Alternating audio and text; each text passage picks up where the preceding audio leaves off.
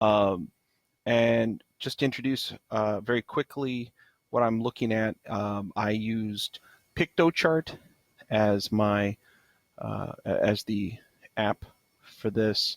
I've not actually used anything quite like this before, so it was definitely a new experience for me, but it made things quite a bit easier than I thought it would be and allowed me a great deal of flexibility. Piktochart also gave a number of really good ideas as far as layout and how to think about design with different types of layouts. So it was actually, it wasn't so much intuitive as it was advisory. A great deal of the, I suppose, guidance that this app gives you. Anyway, so I really liked Piktochart. It was dead easy, and it was a great deal of fun. Now, I teach world history to 10th graders, and one of the concepts that I want to make an infographic about was what I call the 3 BQs. And these are sometimes called the 3 big questions. And these are guiding sort of ideas to steer student inquiry throughout the course of a year. And it's something that I introduce at the very beginning and refer to consistently throughout the year, and still I'll find my students aren't always able to recollect what exactly is included in the 3 BQs, and which is makes me sad because there's only 3 of them. But I thought maybe having a graphic for a new website that I'm going to make for the class for next year, and perhaps if I can afford to get one made for our classroom, it'd be a useful infographic to keep handy. So we'll I'll run you through real quick. First of all, with Piktochart, I was able to select different blocks and work on a block at a time. I could then move those blocks around as I wanted to, just like this. So it's really, it's quite handy as far as being able to look at things and chunking information. I was able to essentially create an infographic that was a lot like writing an essay, where there's sort of a title page, and then there's a little bit of a introduction, and then getting into the body with the first, and in my case, I have 3-part body because it's 3 big questions, a first, second, and third part to that body, and then a bit of analysis in the conclusion. So I enjoyed the structure for this.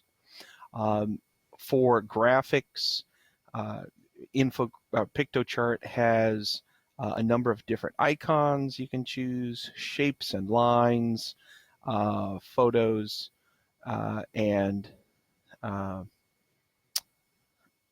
other graphics that you can use, that you can introduce into your infographic.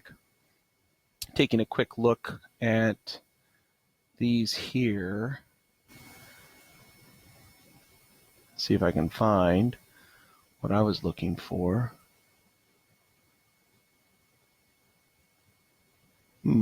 Intriguing.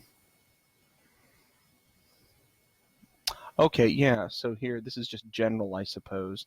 So let's suppose I wanted to do a basic search looking for different icons. I wanted to find something for the humans and the environment, something that showed human interaction within the world that we live. So I did a quick look for environment, and you can pull up all sorts.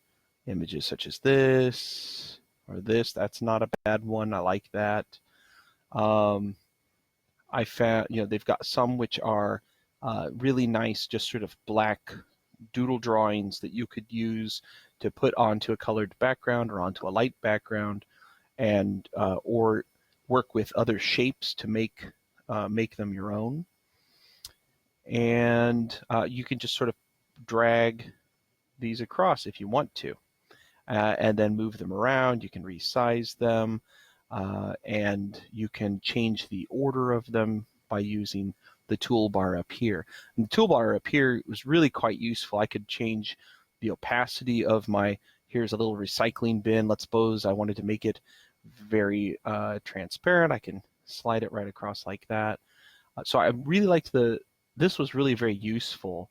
Also, yeah, and this is for bringing things to the front, or if I want to send it to the back, I can do that. Did it do it? Let's try again. Oh, it's not really. Oh, there we go. Okay. So that sent it to the back. I want to go ahead and bring it forward again. There it is.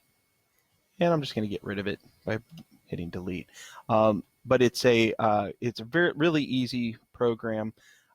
They've got a number of really good fonts to use. They give you a fair amount of selectivity here. The fonts that I chose were based on the idea that I wanted this to be something that was explaining these concepts clearly and boldly. And I, with the thinking of having this as a website graphic, I wanted to make sure that I used fonts with lots of space, so it's not too jumbled. I wanted to use big, bold lettering, and I also wanted to have try and keep my title certainly something that popped. And here I've actually included colors that are associated with our school, so I kind of was able to be thematic that way. And then for my introduction, I just carried the same color for the font here I used from the background up here to kind of tie the two together. But I didn't want it to just look like one big solid piece. So having this sort of complementary background to the blue block up above made a fair amount of sense to me. Actually, what I'll do, let me go ahead and get out of the, I'm going to get out of Piktochart and just show you this is what I've posted on the website that I'm making for my class for next year. So this will be a little bit easier. So in this case, I was able to sort of express the idea that these three big questions are important. Here's why they're important, and to explain the purpose of what this infographic does. And just keeping it simple, saying, here is what you're about to learn and why you're learning it. Okay, that's what I like to sort of start things off with. Then went right into it. Now this particular layout, I wanted to keep things short, so nice little chunks where I only used a couple of sentences in each one. Keep it a little bit punchy, and also shooting for language with a fair amount of emphasis. So I want to make a big impact because I've got a small space to do it in. And the idea of humans and the environment, which isn't just about, it's not necessarily about modern environmental concerns such as climate change, although that is really important. We're looking to how humans respond to the environment, how humans respond to changes in their environment, and also how human activity affects the environment and different resources, and also how without the environment, well, humans do not live. So it's crucial to our three big questions that we look at how human history has been shaped by this interaction. Then I selected this sort of idea where we had humans and other humans, and so while I've selected this up here as my this sort of island with the environment and some people clearly living within it as an icon for the humans and the environment topic.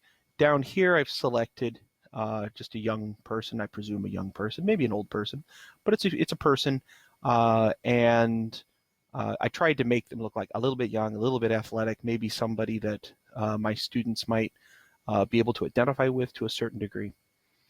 And this is about the question of humans and how we deal with each other. And here I'm really trying to emphasize the point that the way in which humans have dealt with each other has changed over time, and that's in part to do with some drastic changes in demographics. So as populations are rising or have risen, as populations move and interact with each other, this is a huge part of how we shape human history. So I wanted to make sure that this was clear why we're focusing on this, and so that we rely on and compete with other humans, and that we always have. And then this graphic here I'm quite happy with because I was just able to take a number of their pictures of people with different occupations, and I made them small, and I put them on top of a globe that I made sort of transparent. So I quite enjoyed sort of making this sort of represent the diversity of people and the different types of people the world over. So I quite enjoyed that, making that graphic there. And then, and the other thing is that I wanted to kind of get with a little bit of a pattern so that I had this sort of lighter background with my blue, but I maintained that blue font for my titles throughout because I wanted to sort of keep things tied in that respect. And here again, tying that together. And then in this one, the icon I'm sort of going for here is the light bulb, which is universally, I think universally, at least certainly in the modern Western world, associated with an idea. And so I wanted to tie all of my icons. I want them to be tied to their questions. So this went with humans and ideas. And I made this, I basically took these three graphics from Infocharts, and I then took a dotted path between all of them to sort of show the progression of ideas from relying on the sun for warmth and heat to learning how to use fire all the way to the modern light bulb and electricity. So the idea that ideas build on each other to meet human needs. And then finally, having introduced all three of them, I wanted to repeat the icons again and express how they're interconnected, that they're not mutually exclusive. And so by showing the icons one more time, and my plan would be to use these icons in other documents and infographics that I'll use in this course. So I'm hoping that they'll immediately see them and kind of get a trigger to think maybe humans and other humans, humans in the environment, humans and ideas. I want them to be able to think about those things fairly quickly. But then just a very short explanation about how these three big questions do interrelate with each other. And then finally, just a little sort of alarming notice down here, say that practice using these every day, and why they should. And then finally down at the bottom, and Piktochart really smartly advises this with their with the different templates that they have set up. Just make sure you cite your sources. It's easy to forget. Now, while I've included the Piktochart .com/blog, which was the source attribution that they gave for Piktochart, because that's what I used to make this, and this is where these graphics came from. But then I also use World History for Us All at San Diego State University, and I wanted to make sure that I gave attribution there as well for my sources. So that is what my infographic looks like right now, my first infographic. And I think that I'm happy with how it all sort of links together. I like the way the graphics pop. I think that the fonts, I'm happy with how these sort of, as he was saying in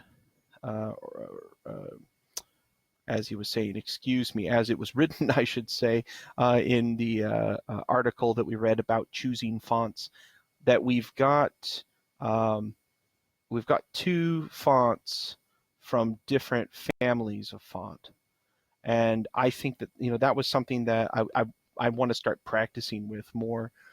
But at the same time, they seem to work together. We get this sort of classic serif font down here, but then we've got these sans up above, and I think that they're really quite bold and blocky, but they're I like how they looked, and I think that they don't look too busy for the web. I don't think that they're almost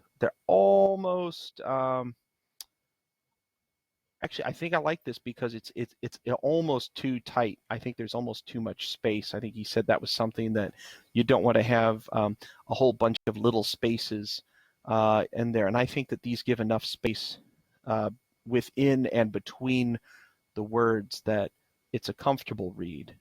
And it also shows that, here's a big idea.